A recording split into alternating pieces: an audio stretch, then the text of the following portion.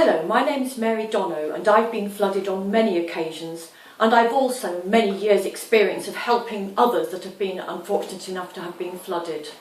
I'm just going to give you a few basic tips on what to do when you first go back to your home following a flood.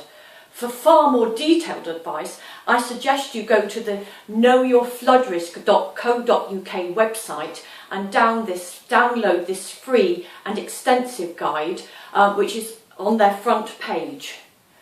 When you do return home, make sure you go in the daylight and do not take your children with you.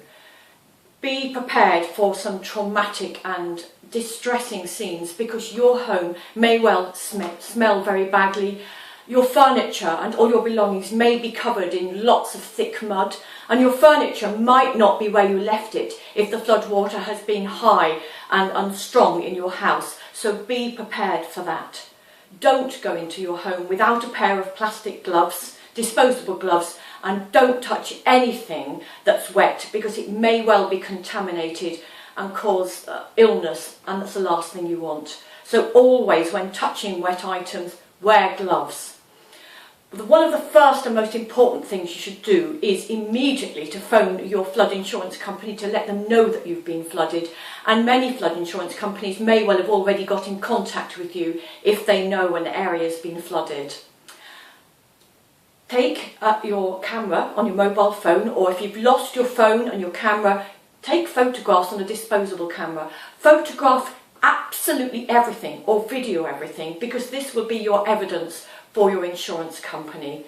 Take photos of the contents of your fridge and your freezer, and perhaps mark on the wall the level of how far the flood's gone, because this will give the loss adjuster some idea as to how much plaster has got to be knocked off. It won't be a quick fix for you to be back in your home in a matter of weeks. It will be a slow process, so do find yourself somewhere else to live. The most important thing at the early stage is to get ventilation into the house and to get wet things out. So once you've photographed everything, lift your carpet, put on some gloves, cut your carpet up into small pieces, and save a sample, perhaps put it in a plastic bag for your loss adjuster to assess the quality, and cut the carpet into small pieces and get it outside. Get everything that's laden with wet outside, and then if you possibly can, keep the windows and doors open for ventilation, because the quicker we can get your home drying, the quicker you'll be back in. Once the dehumidifiers arrive, or the fast, rapid dry heaters that I much prefer, then it will be a different scenario.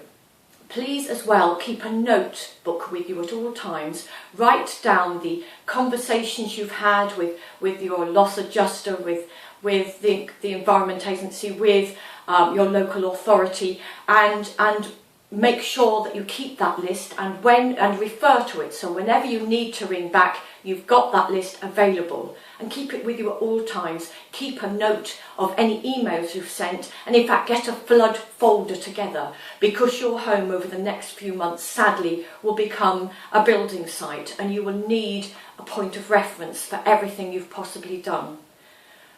The rest of the details will be found in the flood recovery guide, but please look after yourselves. It's very stressful. Try not to argue, and especially try not to argue in front of your children, and make sure that your children are cared for as well, perhaps with relatives and friends that haven't been flooded, because they also get stressed, and children are very often overlooked in traumatic times like this.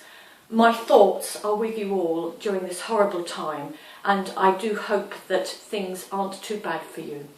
Thank you for listening.